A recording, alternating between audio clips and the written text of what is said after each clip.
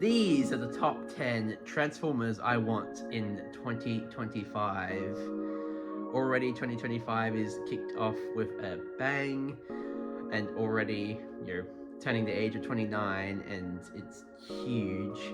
So I want to get a list down of the most Transformers that I personally want. Some of them are older figures, some of them are going to be actually figures that are releasing somewhat in 2029 or are released in late 2024. And two of them are going to be Holy Grail. So this is my list. And as for honorable mentions, number one, this was actually going to be on the list, but this is the Legacy 4-pack with Cliff Jumper on Tarantula Squeeze Play. This is on the list, but I got this as a early birthday present before, so let us begin. Grab a drink, grab a snack, and sit down for the top 10 Transformers I want in 2025.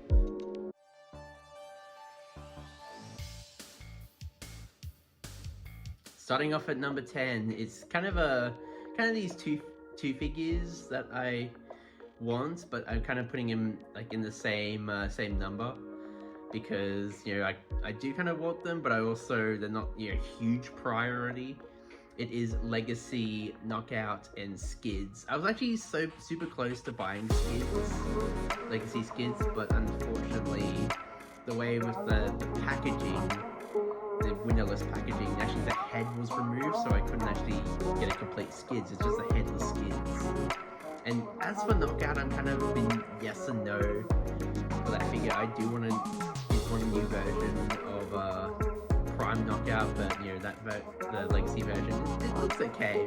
It's probably a good figure I've been hearing, so definitely one that's the least priority, but also I really want to pick up as well. So that's why Skids and Legacy and Knockout are at number 10.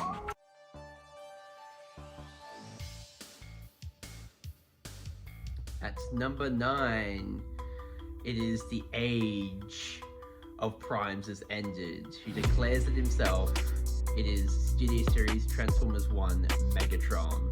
Gotta have a Megatron with an Optimus Prime. I think that's kind of an unwritten rule with collecting Transformers, but it seems that everybody at the same time, like last year, seemed to get TF1 Megatron like around about the same time. Here, my poor distribution didn't really happen, and it's kind of left out a little bit. I know already that TF1 Megatron doesn't have the triple barrel cannon, which is kind of sad. And people have actually used the Full Cybertron Shockwave cannon as a substitute, which actually works well as a triple barrel cannon, but still pretty solid looking figure, and that's why TF1 Megatron is at number 9.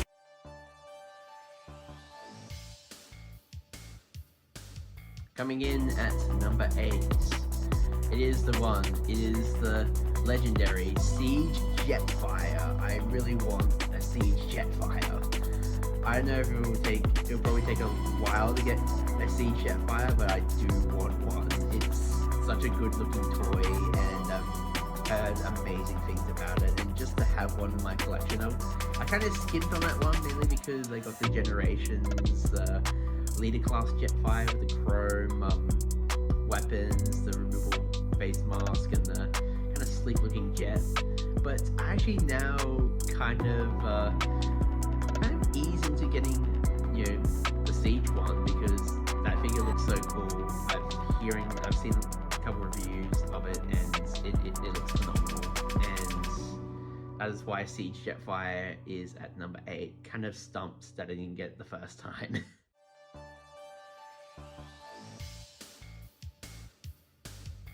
At number 7, we have finally a character that seems to elude my collection for some odd reason. I don't know why. I like this character, especially in Transformers Animated, but for some reason this character, I don't know, I just kind of haven't really picked up this character before. And this is Studio Series 86 Wreck-Gar.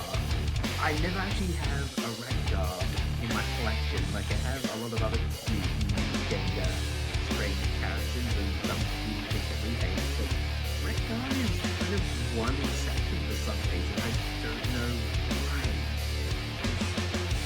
I'm pretty sure I'm not. I'm pretty sure I'm in the same boat that there are some characters in some other people's collections that they haven't actually got. Rek'Gar is one of them for some reason, but I really would like to get the Studio Series, especially since that one's pretty good. And that's why Studio Series Rek'Gar is at number 7. At number 6, speaking of elusive, for some reason, the recent Studio Series wave of Rise of the Beast figures never came to Australia.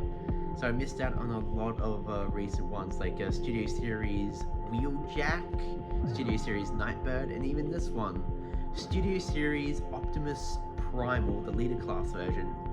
Never showed up. I never seen him like in retail at all. Same with those ones I just mentioned. Never seen them before, and never even seen Studio Series Bumblebee either, which is strange. I think a lot of people in other countries are in the same boat. I think it's just the poor distribution at Hasbro's, not just my country, but still, it's absolutely strange to have never seen this, and people will be picking it up. So, and apparently Apeling is on the way as well with the same mold. So, I'll at least get Primal before I get Apeling. That's why Optimus Primal Rise of the Beast Studio Series is at number 6. Now down at the halfway mark, at number 5, it is Legacy Armada Megatron. Since I got Armada Optimus Prime, again, like I said before with TF1 Megatron, kind of completes the old Megatron Optimus Prime duo with collecting. It's kind of like unique. You got the hero character and the villain character. You have to have them together. That's just kind of my weird unwritten rule about Transformers collecting, and this is no exception. And especially since the Legacy Armada Megatron is really freaking good, and even better with a certain other Legacy Armada Decepticon. You probably know who I'm talking about, but made even better with that. So definitely one to get, like, as well as the others, as well as TF1 Megatron. So that's why Armada Legacy Megatron is at number 5.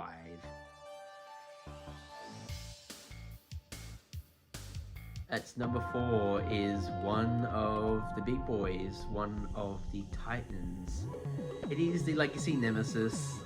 I seriously am kind of lacking like a lot of the Legacy, I guess, Titans.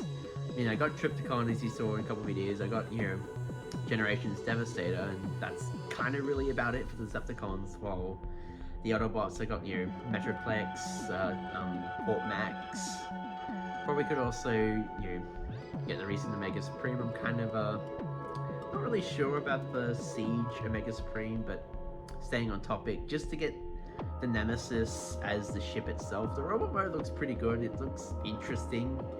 But just to get like the Nemesis ship itself is phenomenal, and displaying it in that mode, and kind of similar with the Arc, and that's why I want the Nemesis is at number 4.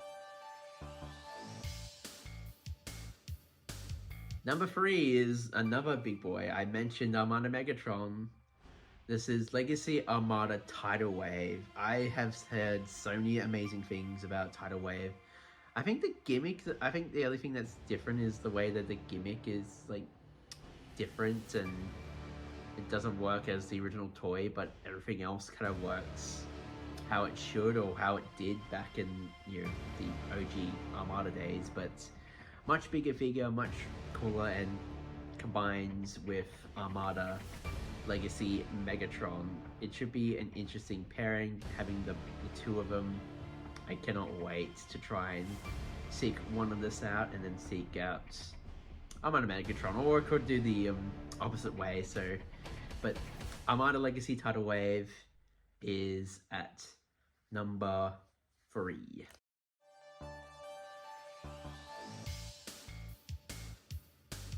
All right, number 2 is something going to be interesting. This is a huge blast from the past that I really want, that I'm fallen in love with recently, that looks kind of one of the best looking repaints yet, and surprisingly Hasbro has not done a modern version of it. It is 2007 movie Evac. Yes, Evac. Such an interesting, cool idea for a repaint. Just take the blackout 07 mold, make it a rescue helicopter. Just pure genius. Like the paint looks good. Like I like the, instead of Scorponok is like a life raft which becomes his weapon. The head looks like it's, you know, a helmet with like the visor. Just things about it just absolutely phenomenal for a repainted remold. Definitely with the movie line, they definitely got a lot of creativity with their repaints, and this is one of them. That's why I really want an 07 Evac. That's why it's number 2.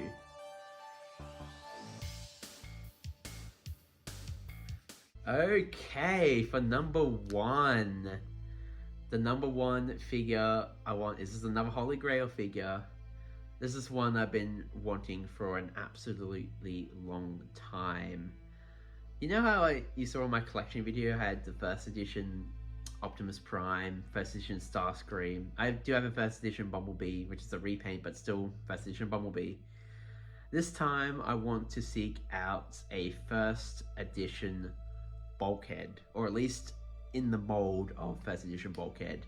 I always wanted one. Like, Bulkhead is always the one that I wanted the most. Like, between Prime and Starscream, Bulkhead is one I always wanted. Like, super accurate, like, well done in engineering, just fantastic transformation, just all around perfection. Just wow. I mean, the Prime PRID Bulkhead with the glowing mace, that's interesting too. That's like, but doesn't really achieve accuracy as well as the first edition, and that's why first edition Bulkhead is number 1. And thank you very much for watching this video. I am Dreadwing 2029, who's 29, and I'll see you later on, and have a good day. Thank you.